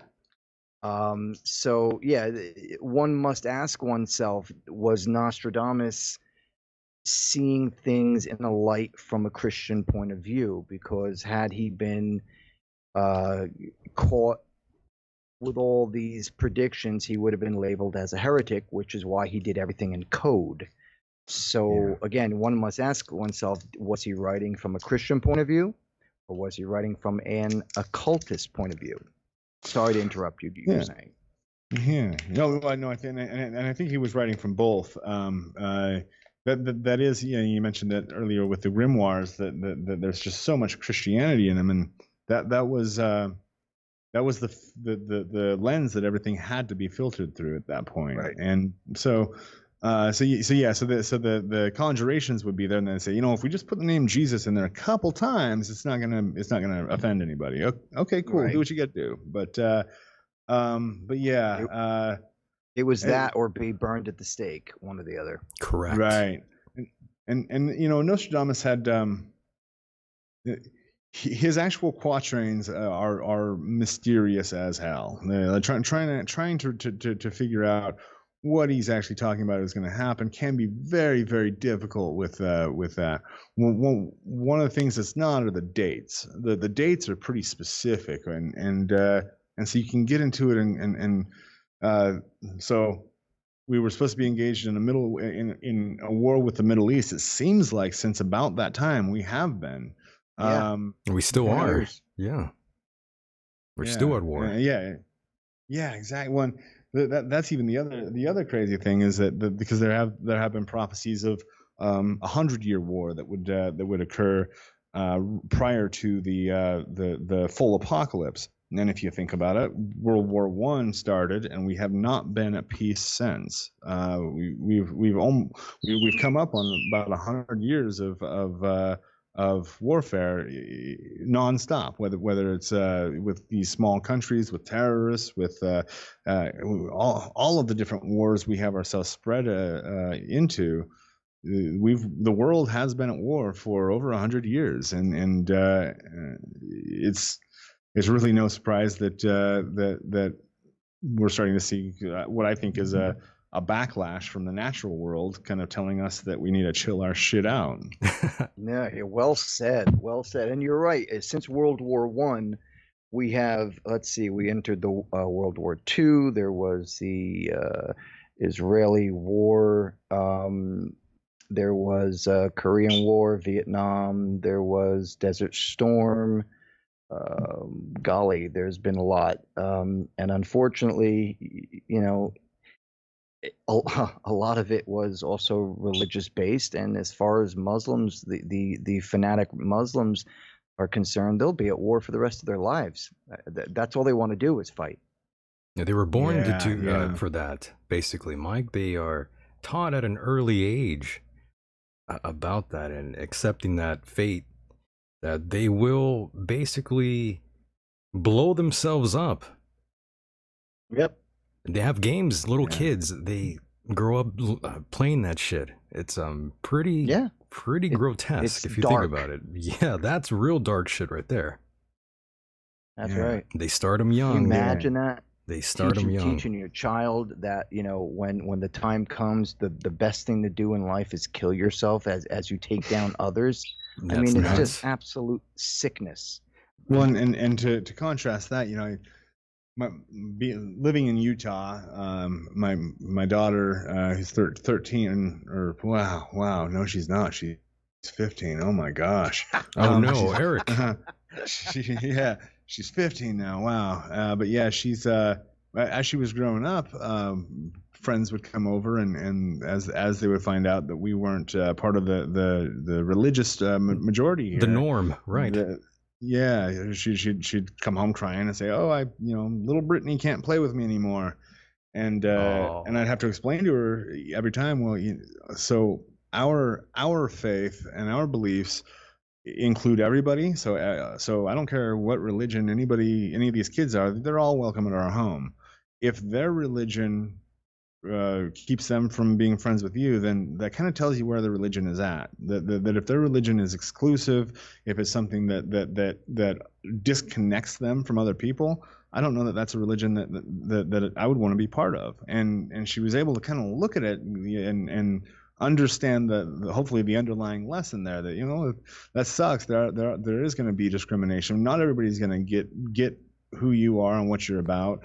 That's okay. This is and this is some pretty weird stuff when you're on the extreme fringes like I am. Like, yeah, absolutely, it is going to raise some eyebrows, but that's one thing I've noticed about being not part of the mainstream religions is that I've always been open-minded and polite and courteous to those who follow their religious views and God, and then they instantly categorize anyone who is not in association with their belief to be The heretic. infidels. Yeah. The heretic, yeah, Mhm. exactly.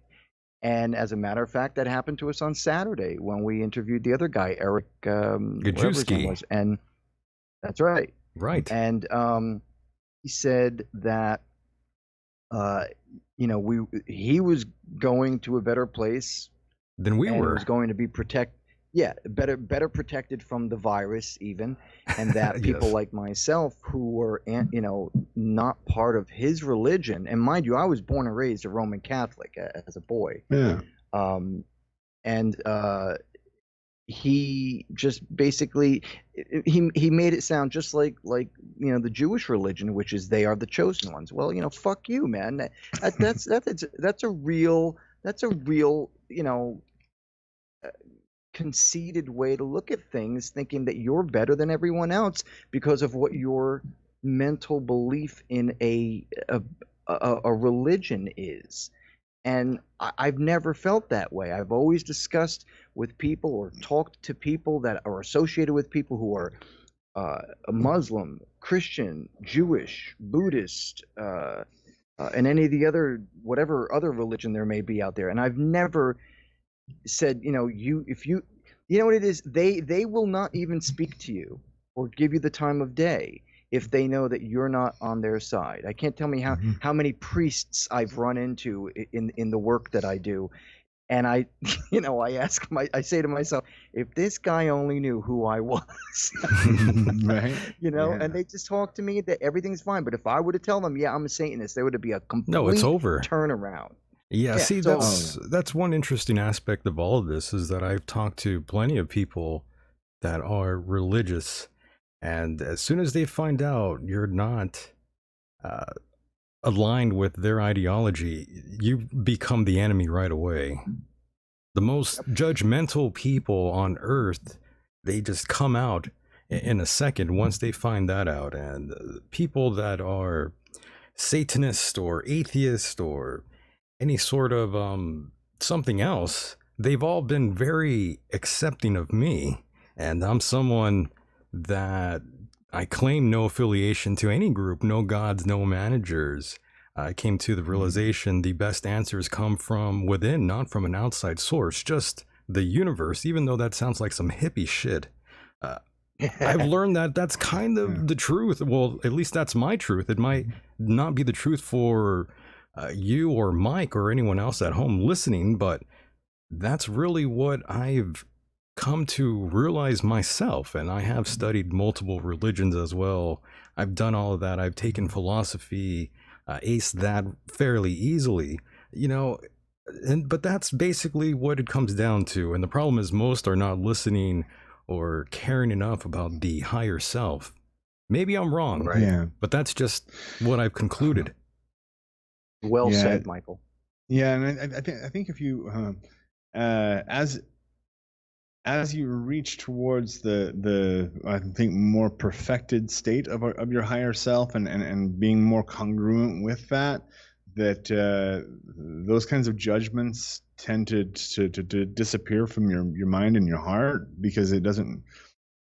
It's a really low vibration to judge anybody for anything. Right. Really is a low vibration, and so you know, the more evolved a person is, the less you find that that's part of what their life is about, and what is going to be absolutely vital in going forward into all of the transitions that are occurring in the world, and that in my opinion are going to get more intense as we go forward.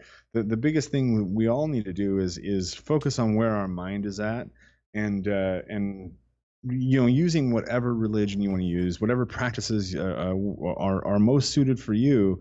It is a time to turn inwards and to find that certainty in uncertain times, to find hope when you're feeling hopeless, to really bring your internal state to where you want your life to be, because that is going to determine everything. And so when people, if people's spirituality is causing them to pay a lot of attention to somebody else, that's not really what the where you should be. Right. Even in the realm of black magic, this is one of the big things that is a turning point for the black magician is going from casting spells on others to performing rituals to change yourself. You do see that transition happens. It's almost guaranteed to happen if somebody walks the path for long enough. That the desire to control others or to manipulate others is really, once again, a low-level desire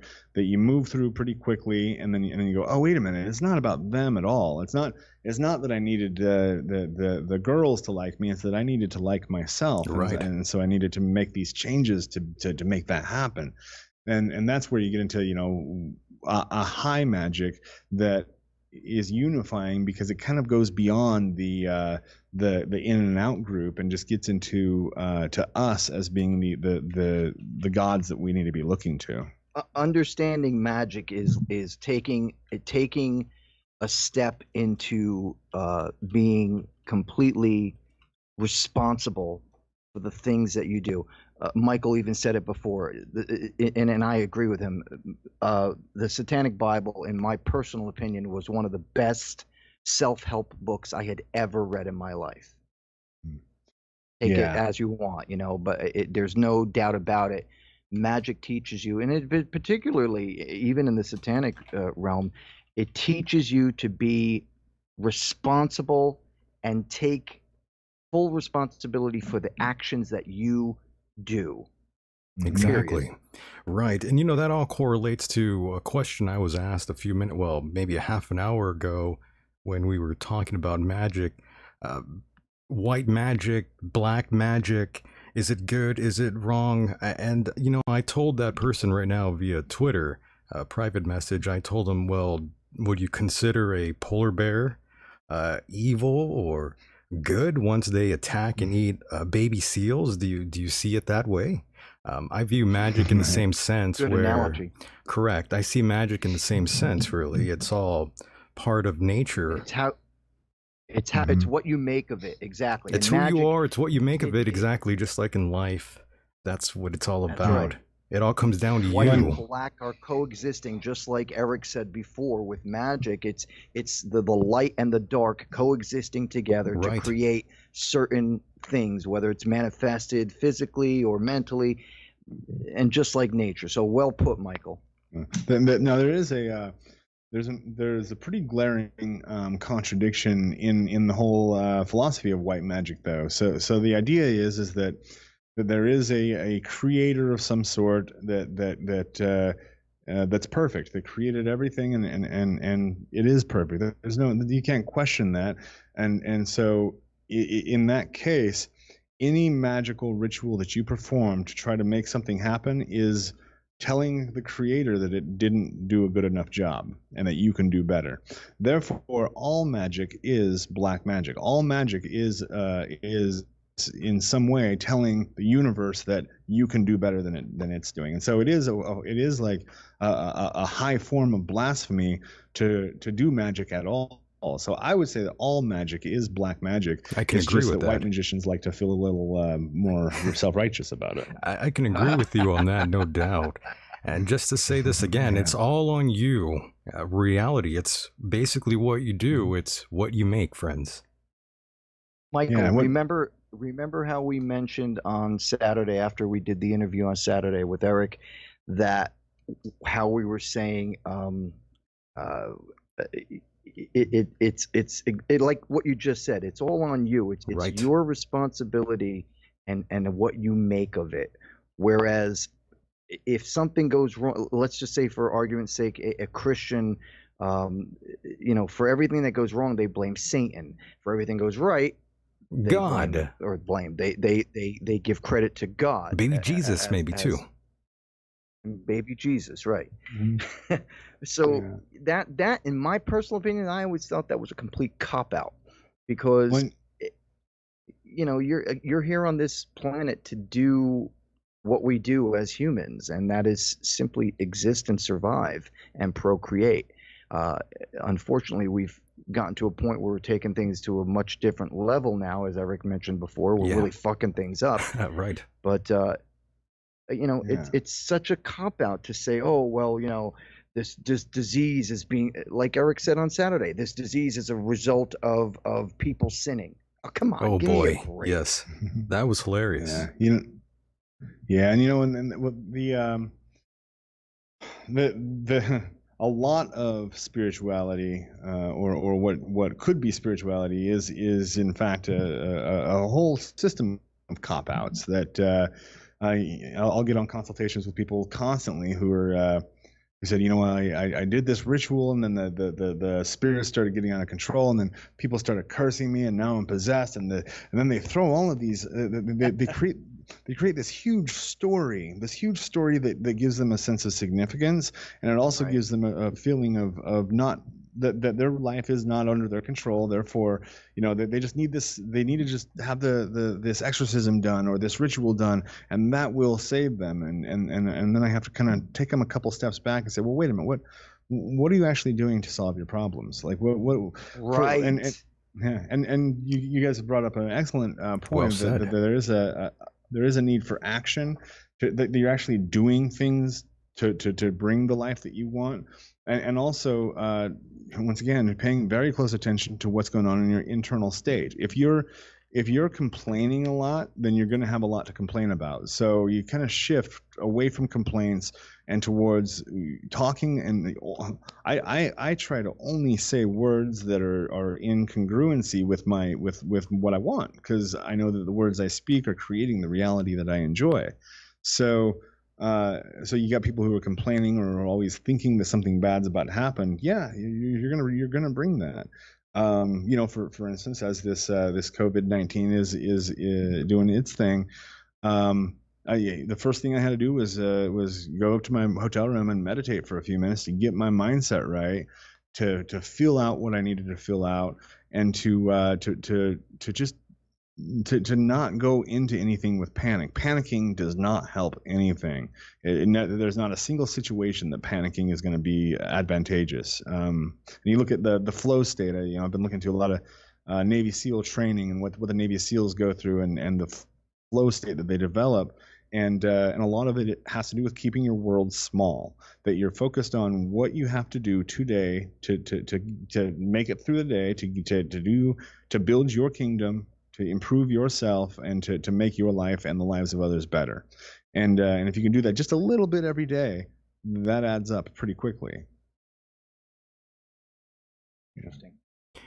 And Eric, I do want to thank you for being a part of the program. I know we kind of went a little long here, and I don't want to hold you up too long, but I do appreciate you being a guest here and taking the time to have this open discussion with all of us here. I thought it was pretty goddamn good. And I had a lot of fun, and I hope you had fun too, Eric.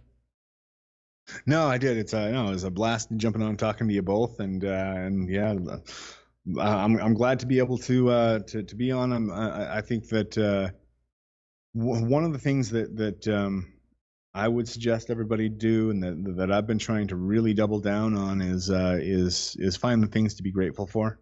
Like in this moment, it's easy to get lost in the fear and the uncertainty.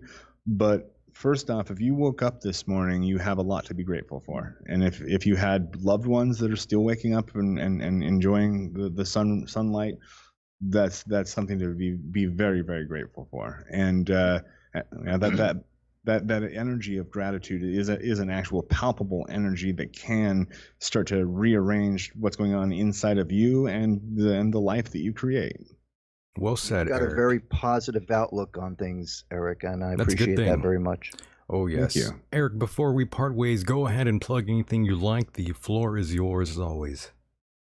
Yeah, I'll tell you what. So a lot of people are stuck at home and are not able to go out, and are also having a shortage of finances. So what I've done to try to do the little bit that I can to help is made all of my video courses half off, so 50% sale throughout the month. So if you're stuck at home, you can get video courses much more affordable, half off for this month. and that'll give you something that you can do. So you're not just sitting at home, watching reruns of something. Right. You Netflix. Use this time, like, and this is a huge thing, is this time, if you're in timeout, use this timeout as an opportunity to learn, to grow, to develop yourself, because what we have come to see is that's what we have, is who we are, and we need to shore that up as strong as we can right now. I have one question for you, Eric, real quick. Mm-hmm. If you had to pick one, what would be your favorite movie that is associated with either the devil or black magic or anything like that? Ooh, White Noise. This movie with Michael Keaton, dealing with electronic voice phenomena. EVPs, right? And and it is it's a spooky movie because it's one of the they did a lot of research. They must have had some really good somebody that was giving them good information for that movie, because it is startlingly real. The appearance of some of the specters that appear in there, it's frightening to me, because it's some of the same stuff that I'll see in my temple, but I'm seeing it in a movie. It's one of the few that has gotten really close to what the experience is actually like. So that is probably the only movie that I can watch that scares me if I watch it alone. Interesting. So yeah, White Noise is a really good one. Did you see The Witch? I did. That was I saw that in the theater when it first came out. That was really good. What a great film! What a great film! I love that film. It took me a minute to get into the accent, like that thick accent. It did take me a minute, but then it started unfolding, and that was a beautiful movie. So well put together. I have tried writing to the director and just praising him, because I really fell in love with that film. It's a romantic film, in my personal opinion, even though it has to do with the dark arts. But anyway, I just wanted to see what your favorite film was, and thank you so much for being part of our show today. I really appreciate it. Hey, thanks, guys. I appreciate being on. Very nice. Thank you so much, and we'll talk to you again on the other side, Eric. Awesome. Thank you. You have a good one. Bye-bye. Take care. And there he goes, ladies and gentlemen. That was E.A. Koetting. Check out his work if you fancied what he was talking about this evening. Evening for those that will catch this on a replay. And Myke, I want to thank you as well for being a part of the program. And Myke, I don't think you heard the new intro that we have. We have a bit of a sound drop now. Yeah. Yeah, I'll play that for you. I'm going to mute us and play that now. It's only it's only about 20 seconds. Check this out, Myke. This is from one of our listeners. This is okay. I'm excited. This is from our boy.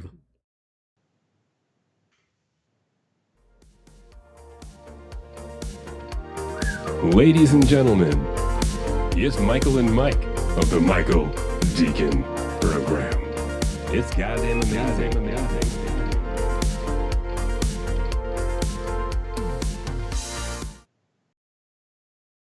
I like it.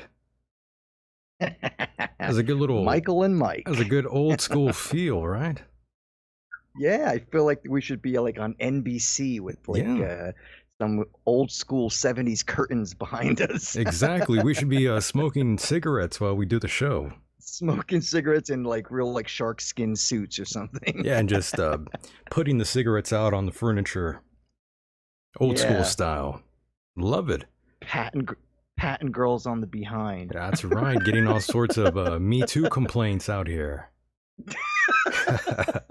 Thank you to Local Machine for that, or Element 115, whatever he wants to go by. That was awesome. Yeah, great job. I liked it.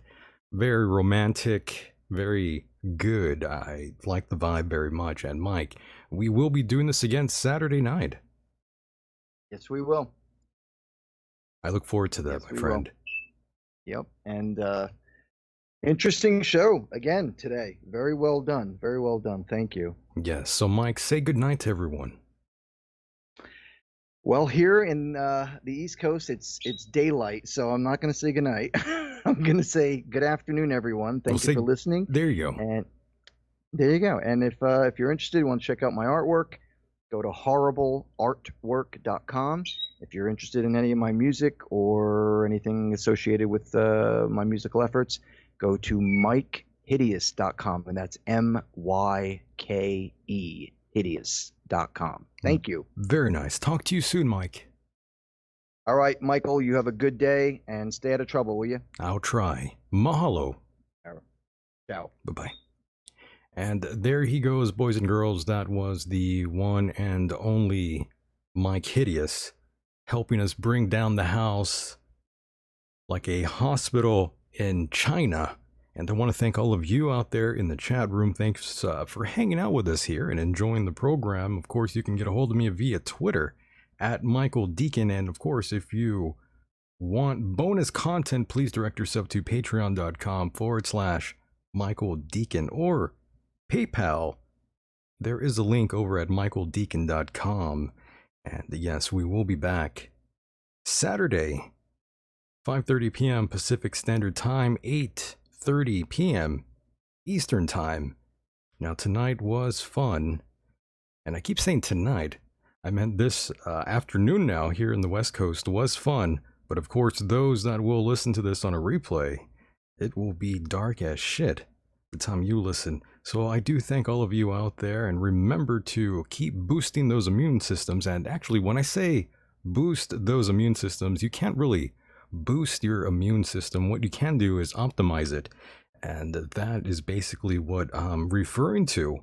Stay safe, everyone, no matter where you are on this island Earth. I'm Michael Decon. See you soon. Take care.